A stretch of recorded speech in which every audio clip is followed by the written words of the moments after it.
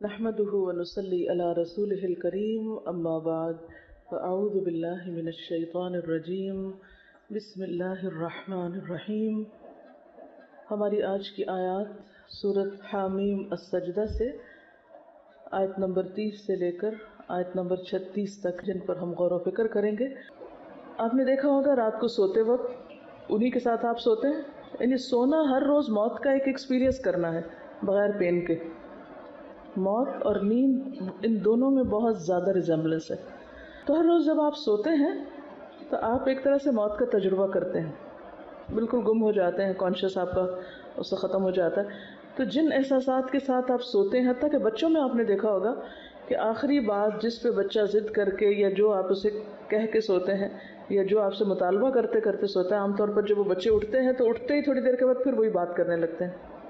اور آپ کو بھی جو فکر اور جو غم سوتے وقت ہوتا ہے، جب آپ کی آنکھ کھلتی ہے تو اس وقت بھی آپ کے اوپر وہی کیفیت طاری ہوتی ہے۔ یہ ایکسپیرینس ہم دنیا میں بھی کر رہے ہوتے ہیں اور قیامت کو بھی یہی ایکسپیرینس کریں گے۔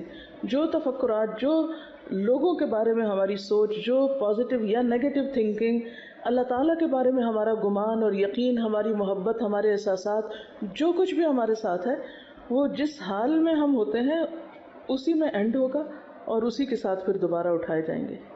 اصل میں یہی ہمارے امتحان ہوتے ہیں کہ خوف میں، غم میں، مشکل میں، پریشانی میں ہم اپنی اقدار کو کتنا تھامے رکھتے ہیں اور کتنے پھسلتے ہیں اور کتنا بھولتے ہیں اور کتنا چھوڑ دیتے ہیں۔ کوئی مشکل ہے، سب سے پہلے کیا چھوٹتا ہے؟ نماز چھوٹتی ہے عام طور پر۔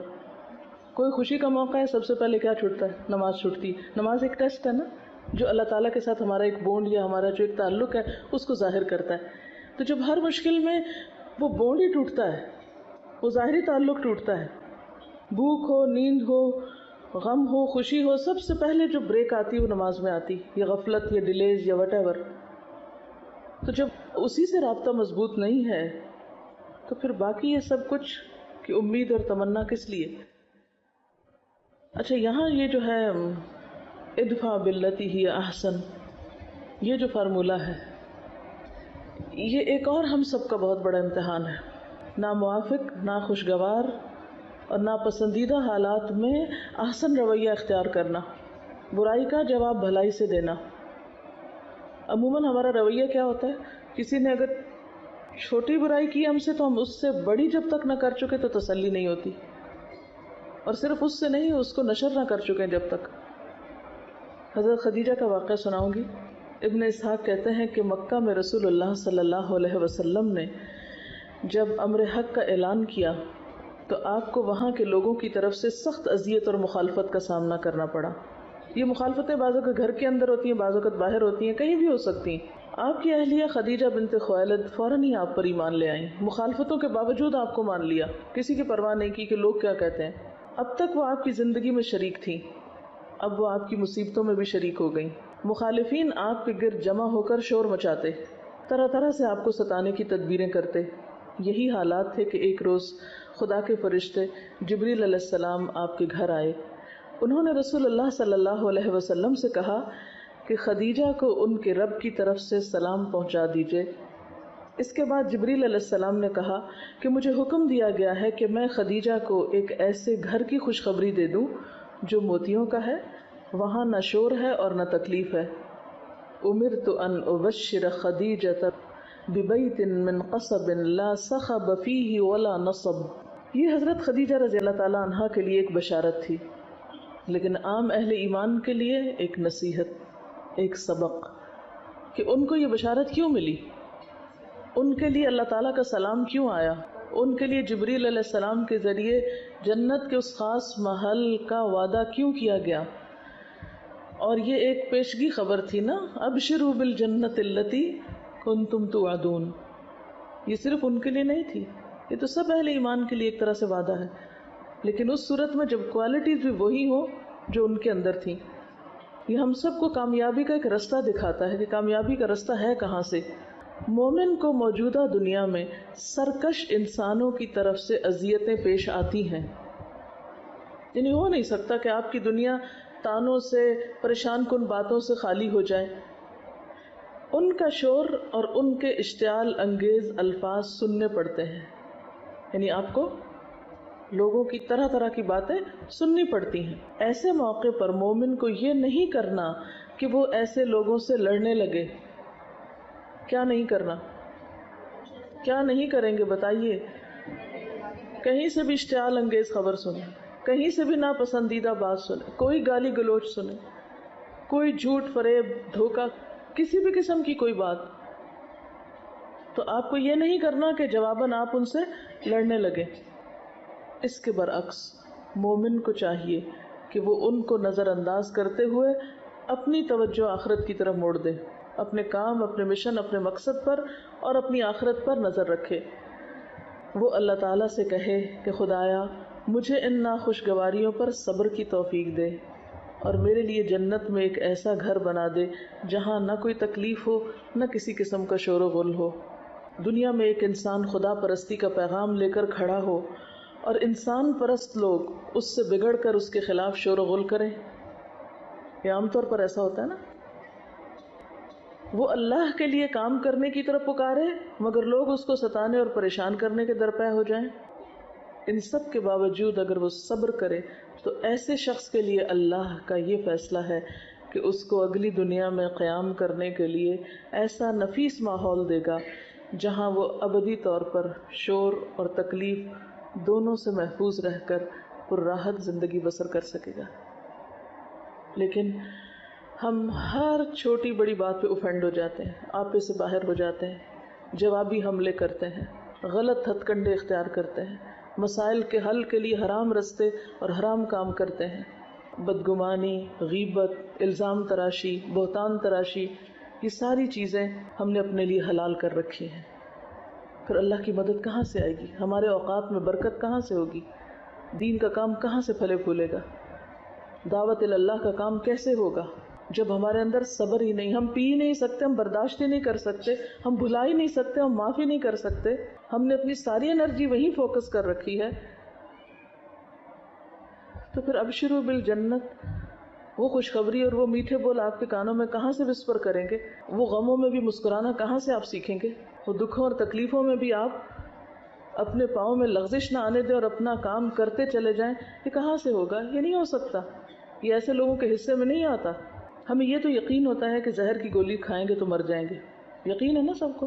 لیکن ہم میں سے کتنے لوگ جھوٹ کو زہر کی گولی سمجھتے ہیں؟ غرور اور تکبر، حسد، الزام تراشی، بددیانتی، غصب، وعدہ خلافی، بے اصولی، انانیت، اپنی غلطی نہ ماننا، احسان فراموشی، خود غرضی، انتقامی کارروائیاں، اشتعال انگیزی، چھوٹی چھوٹی باتوں پہ فلیئر اپ ہو جانا، موڈ دکھانا. کیا یہ سب زہر کی گولیاں نہیں ہیں؟ ان سب کو کھا کے ہم صحت مند ہو سکتے ہیں؟ کہ یہ سب کچھ ہماری اخلاقی موت کا پیغام نہیں ہے؟ کیا یہ سب ہمارے میزان میں ہماری نیکیوں کو کھانے والے اعمال نہیں ہیں؟ لیکن ہم نے ان سب چیزوں کو اپنے لیے جائز قرار دے رکھا ہے. پھر ہم یہ توقع رکھتے ہیں کہ ہم دین کا کوئی بہت اچھا کام کر لیں. محال ہے. جب تک اپنی اس نیگیٹیوٹی پر قابو نہیں پا سکتے، اور آپ خود نہیں پا سکتے اللہ کی مدد سے، دنیا کی کوئی طاقت آپ کو کوئی بھی مدد نہیں دے سکتی. کوئی آپ کی مدد نہیں کر سکتا، کیونکہ آپ کا اپنا ارادہ نہیں ہے. آپ خود اپنے حصے کا کام نہیں کر رہے. اللہ کی مدد اس کو آتی ہے جو خود قدم اٹھاتا ہے، جو خود کوشش کرتا ہے. اور یہ صرف وہ کر سکتے ہیں جن کے اندر صبر ہوتا ہے، جو برائیوں کو دفن کرنا جانتے ہیں، جن سب چیزوں کو بھول سکتے ہیں. لیکن ہمارے تو دل کے آئینے میں یہی سب کچھ سجا ہوا ہے. پھر اللہ کو ہم جیسے لوگوں کی کیا ضرورت ہے؟ وہ بے پرواہ ہے، بے نیاز ہے. نہ اسے ایسے گندے لوگوں کی عبادت کی ضرورت ہے، نہ ان کی اوپر کے ذکر اذکار کی ضرورت ہے. اس تو خالص لوگ چاہیے جو واقعی اس کے معیار پہ پورے اترتے ہیں، جن کا ظاہر اور باطن نیک ہو، جن کی زبان اور دل میں موافقت ہو. کبھی اپنی اس کمزوری کا ہم نے جائزہ لیا کہ کسی نے ہمارے ساتھ اچھا نہ کیا ہو اور ہم اس کو معاف کر کے کھلے دل سے آگے بڑھ کے سلام کرنے والے اور ملنے والے ہوں، گویا اس نے ہمارے ساتھ کچھ کیا ہی نہ ہو. اور ایسا نہیں کہ ہم صرف پریٹینڈ کر رہے ہوں، واقعی ایسا کر رہے ہوں. اور جب تک ایسا کرنے کی صلاحیت ہمارے اندر نہیں، ہم خود سے اپنے اندر سے کمزور ہیں. تو اگر ہم واقعی چاہتے ہیں کہ اللہ کی مدد آئے تو اس کے لیے اپنی اس کمزوری پہ قابو پانا بے حد ضروری ہے. ان الذين قالوا ربنا الله ثم استقاموا ایک ہوتی ہے استقامت اور ایک ہوتی ہے ضد اور ہٹ دھرمی اور انانینت. ہمارے اندر استقامت نام کی شے بہت کم ہے، لیکن ضد اور ہٹ دھرمی بہت ہے. جہاں ہماری سوئی اٹک جائے وہاں سے ہم ہلنے کا نام نہیں لیتے، چاہے ہم غلطی پر ہوں، مانتے نہیں. یہ ایک غلط سینس کی استقامت ہے. اور یاد رکھیے کہ ضد اور ہٹ دھرمی کا شکار لوگ خود برباد ہوتے ہیں. اس کی ایک چھوٹی سی مثال، قدرتی آفتوں میں سب سے بڑی آفت زلزلہ ہے. یعنی جتنی بھی آفتیں، طوفان، آندھی، بارش وغیرہ ہوتی ہیں، ان میں سب سے بڑی آفت زلزلہ ہے. قدیم ترین زمانے سے انسان زلزلوں کا شکار ہوتا ہے. زلزلے میں جو انسانی موتیں واقع ہوتی ہیں ان کا سب سے بڑا سبب مکانوں کا گرنا ہے. جب زلزلے کا جھٹکا آتا ہے تو مکانات اچانک گر پڑتے ہیں اور چھوٹے بڑے سب اس کے نیچے دب کے مر جاتے ہیں. انسان نے اپنے تجربات میں یہ معلوم کیا ہے کہ جو مکان جتنا زیادہ مضبوط ہوتا ہے اتنی ہی آسانی سے زمین بوس ہوتا ہے، اتنا زیادہ جلدی گرتا ہے. اس سے یہ نتیجہ اخذ کیا گیا کہ زلزلے سے پیدا ہونے والے نقصانات سے بچنے کی تدبیر مکانات کی مضبوطی نہیں بلکہ اس کی کمزوری ہے. مضبوط مکان بے لچک ہوتا ہے، وہ زلزلے کے مقابلے میں مستحکم طور پہ کھڑا رہنا چاہتا ہے. مضبوط مکان اس میں لچک نہیں ہوتی، اسٹرانگ سالڈ ہوتا ہے. یعنی دوسرے لفظوں میں آپ یوں کہیے کہ ضد اور ہٹ دھرمی کا شکار ہوتا ہے کہ میں نے نہیں ہٹنا، تم بدل جاؤ، مجھے نہیں بدلنا. اب کیا ہوتا ہے، چونکہ شدید زلزلے کا جھٹکا یعنی زندگی میں آنے والی آزمائشیں جو ہمیں ہر طرف سے پیش آتی ہیں، ہم ہر روز زلزلوں سے گزرتے ہیں، اخلاقی اور روحانی. تو شدید زلزلے کا جھٹکا ہر مضبوط مکان سے زیادہ ہوتا ہے، یعنی وہ اس سے بڑا جھٹکا ہوتا ہے. اس لیے مکان کی مضبوطی اس کے لیے الٹی پڑتی ہے، وہ پورے کا پورا دھڑام سے گر جاتا ہے. اس کے برعکس مکان اگر زیادہ مضبوط نہ ہو بلکہ لچکدار ہو تو اس کے اندر زلزلے کے جھٹکے کو سہارنے کی طاقت آ جاتی ہے. زلزلہ جب جھٹکا دیتا ہے تو وہ خود بھی ہلنے لگتا ہے. اس طرح مکان کا ہلنا اس کو گرنے سے بچا لیتا ہے. زلزلہ اگر زمین کو تلپٹ نہ کرے بلکہ صرف ہلائے تو ایسے مکانات اکثر محفوظ رہتے ہیں اور اسی کے ساتھ ان مکانوں کے باشندے بھی محفوظ رہتے ہیں. اس تجربے کی روشنی میں ارتھ کوئک انجینئرنگ وجود میں آئی ہے. اس انجینئرنگ کے مطابق زلزلے کے علاقوں میں ایسے مکانات بنائے جاتے ہیں جن کا ڈھانچہ فلوٹنگ فاؤنڈیشن کے اصول پہ بنایا جاتا ہے. چنانچہ جب زلزلے کا جھٹکا آتا ہے تو ایسا مکان ہل کر رہ جاتا ہے لیکن گرتا نہیں. 1989 میں سان فرانسسکو میں شدید زلزلہ آیا مگر وہاں پر صرف 275 موتیں ہوئیں، جبکہ جون 1990 میں اسی قسم کا زلزلہ شمالی ایران میں آیا تو 60,000 لوگ مارے گئے. اس فرق کا سبب یہ تھا کہ سان فرانسسکو میں لچکدار مکان بنے ہوئے تھے. آپ کو پتا کہ وہاں عموماً مکان لکڑی کے بنے ہوتے ہیں نا. اس بہت قریب سے میں نے وہ سب دیکھا کہ اکثر گھر لکڑی کے بنے، اس ڈھانچے کے اوپر بس وہ باقی وہ پالشنگ کر دیتے ہیں جس چیز کی بھی کرنی ہو، لیکن خود مکان اتنے سالڈ نہیں ہوتے. ایران میں اینٹ اور سیمنٹ کے مضبوط مکانات ہیں. یہ قدرت کا سبق ہے جو بتاتا ہے کہ موجودہ دنیا میں حادثات سے بچنے کی تدبیر کیا ہے. وہ تدبیر یہ ہے کہ آدمی اس دنیا میں اکڑ کے ساتھ نہ رہے بلکہ تواضع کے ساتھ. اکڑ آپ کو توڑ دے گی، اخلاقی طور پہ ناکام ہو جائیں گے. لیکن جو خود جھکنا جانتا ہے، جس کے اندر تواضع ہے، ہمبل ہے جو شخص، جو معاملات میں معاف کرنا بھی جانتا ہے اور ایسی ساری چیزوں کو پھر ان سب چیزوں کا علاج کس طرح کرتا ہے، ان الذین قالوا ربنا اللہ ثم استقاموا، اور اسی سنت کے طریقے پر عمل کرتے ہوئے اذا حزبہ امر فزع الی الصلاۃ. وہ اپنی طاقت پہ یقین نہیں رکھتا کہ میں کتنا اسٹرانگ ہوں، وہ اللہ کی طاقت پہ یقین رکھتا ہے کہ اصل مدد وہاں سے آئے گی. یعنی اللہ پر ایمان اور یقین اور وہ جو استقامت کی کیفیت ہے وہ انسان کے اندر ہو، لیکن بظاہر انسان ہمبل ہو، متواضع ہو، جھکا ہوا ہو. ضد عموماً ریاکشن کے طور پر ہوتی ہے. ضد ایک ریاکشنری رویہ ہے.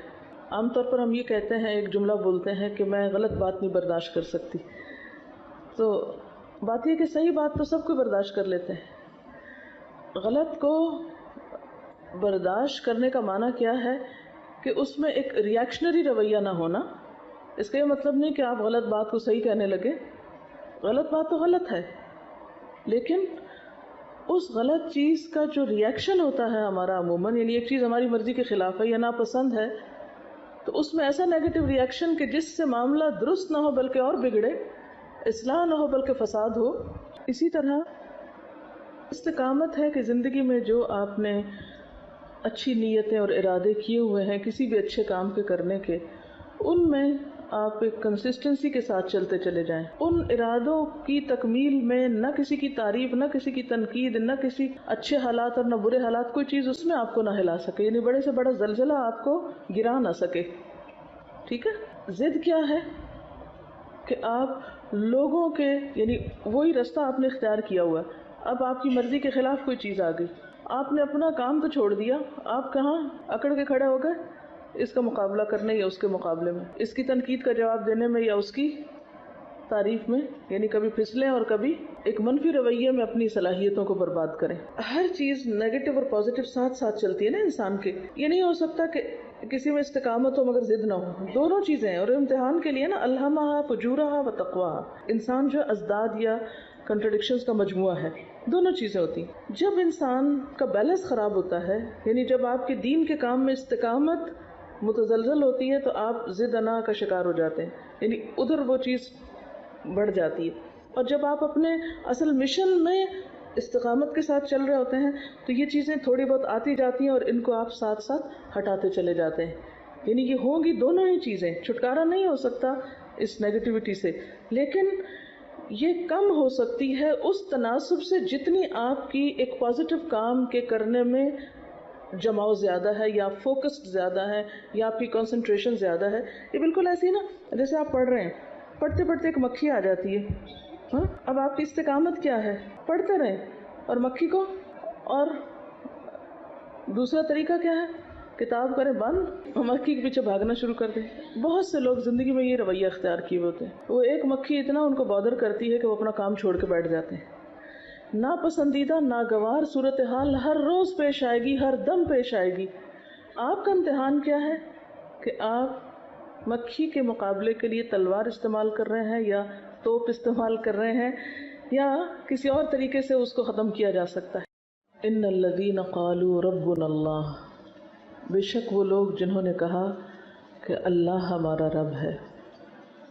ہم بھی انہی لوگوں میں شامل ہیں جو یہ دعویٰ کرتے ہیں. لیکن سوچنے کی بات یہ کہ واقعی جو کچھ ہم کہتے ہیں وہ سمجھتے بھی ہیں. اس بات کو اپنے اوپر ہم لے کر دیکھیں کہ اللہ میرا رب ہے. کیا میں ان لوگوں میں شامل ہوں جنہوں نے اللہ ہی کو اپنا رب مان لیا ہے؟ یعنی رب ماننے کا تقاضا مجھے معلوم ہے. کیا اللہ کو رب مان کر میں اپنی خوشی، غم، پریشانی اور دکھ میں اسی کی طرف رجوع کرتی ہوں، یا اپنی مشکلات کے حل کے لیے غیر رب سے توقعات رکھتی ہوں؟ کیا میں اللہ کو رب ماننے کے بعد اللہ کے دین پر استقامت اختیار کیے ہوئے ہوں؟ کیونکہ جب انسان اللہ کو رب مانتا ہے تو پھر ہو نہیں سکتا کہ اس کو بھول جائے، اس کا دامن چھوڑ دے یا اس کے دین کا راستہ چھوڑ دے. ان دین پر استقامت کا حال کیسا ہے؟ اور جو شخص اللہ کو رب مانتا اور استقامت اختیار کرتا ہے پھر اس کی زندگی سے خوف اور غم دور ہونے لگتے ہیں اور فرشتوں کی سرگوشیاں سنائی دینے لگتی ہیں کہ اللہ تخافوا ولا تحزنوا وابشروا بالجنۃ التي کنتم توعدون. کیا انتہائی رنج اور غم اور مشکل وقت میں میرے دل کی کیفیت اور حالت ایسی ہوتی ہے. پھر یہ کہ دین کے کام میں جب کوئی ناگوار صورتحال پیدا ہوتی ہے تو میرا رد عمل کیا ہوتا ہے؟ دین پر استقامت، اطمینان، یا پھر خوف، غم، غصہ، مایوسی اور بددلی؟ کیونکہ جو اللہ کو رب مان لیتا ہے اس کا عملی رویہ مختلف ہوتا ہے. کیا مشکلات کے وقت مجھے ایسا محسوس ہوتا ہے کہ فرشتے میرے دوست ہیں؟ میں تنہا نہیں ہوں تنہا ہو کر بھی. نحن اولیاؤکم فی الحیات الدنیا وفی الآخرہ. اگر مجھے اس بات پر یقین ہے کہ جنت میں مجھے میری پسندیدہ چیز ملے گی یا میری تمام خواہشات پوری ہوں گی، وَلَكُمْ فِيهَا مَا تَشْتَهِي أَنفُسُكُمْ، تو کیا میں اللہ کی اطاعت میں اس دنیا کی چند خواہشات قربان کر سکتی ہوں؟ کیا میرا اخلاق اور کردار ایسا ہے کہ میں اللہ کی مہمان بن سکوں؟ نزلا من غفور الرحیم، کیونکہ اللہ تعالیٰ کے مہمان تمام لوگ نہیں ہوں گے، اس کے خاص بندے ہوں گے. پھر ومن احسن قولا ممن دعا کے حوالے سے لوگوں کو اللہ کی طرف بلانا میری ترجیحات میں کس نمبر پر ہے؟ کیا اپنی دنیا کے کاموں سے فارغ ہو کر وقت بچے تو اللہ کی طرف لوگوں کو بلاتی ہوں، یا میری پرائرٹی نمبر 1 اللہ کی طرف بلانا ہے اور باقی کام اس کے مطابق ایڈجسٹ ہوتے چلے جاتے ہیں؟ یہ بالکل ایسے ہی ہے کہ مثال کے طور پر اگر آپ کے پاس ایک گلاس ہے تو اگر گلاس میں آپ چند پتھر ڈال دیں تو گلاس بظاہر بھرا ہوا نظر آئے گا، لیکن اس کے باوجود بھی ابھی کچھ گیپس ہوں گے جس میں آپ بجری ڈال سکتے ہیں. مثلا بجری ڈالنے کے بعد یوں لگے گا جیسے بھر گیا، لیکن پھر بھی ابھی کچھ ہوگی چیز، یعنی گنجائش ہوگی کہ جس میں آپ ریت ڈال سکتے ہیں. ریت ڈالنے کے بعد بظاہر یوں لگے گا کہ جیسے اب کچھ بھی جگہ نہیں باقی، لیکن اگر آپ اس پہ پانی ڈالیں تو پانی اس کے اندر اپنی جگہ بنا لے گا. تو بالکل اسی طرح ہماری زندگی اور ہمارا وقت یا ہمارا ایک دن بھی ایک خالی جگ کی طرح ہے، ایک خالی گلاس کی طرح ہے. اس کو ہمیں یا تو پہلے درجے پہ پانی سے بھر دینا یا ریت سے بھرنا ہے یا بجری سے یا پتھر سے. تو ترجیحات کا تعین بے حد ضروری ہے. اگر آپ پہلے ہی پانی بھر دیں گے تو پھر باقی چیزوں کی گنجائش کم بچے گی. اگر پہلے ریت بھر دیں گے تو پتھر نہیں جائیں گے اس میں، اگر پہلے بجری بھر دیں گے تو بڑے پتھر نہیں جائیں گے. تو سب سے پہلے آپ کو کیا ڈالنا ہے اس میں؟ بڑے پتھر، یعنی بڑے بھاری کام، ذمہ داریاں.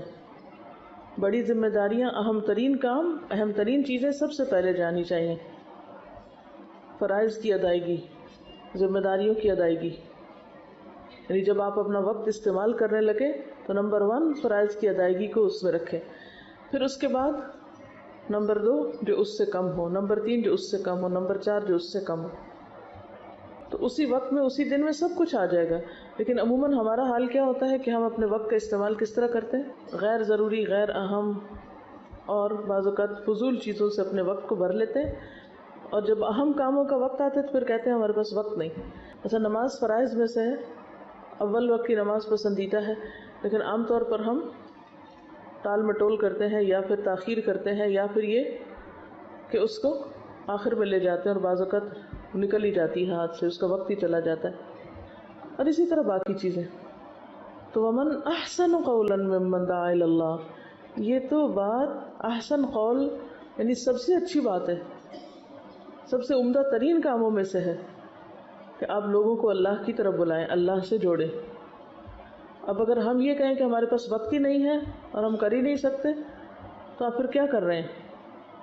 اس سے اہم کام کون سا ہے جو آپ کر رہے ہیں؟ اور پھر وہ صرف یہ نہیں ہے کہ من احسن قولا ممن دعا الی اللہ، بلکہ اس کے ساتھ وعمل صالحا، خود بھی نیک کام کرنا ہے.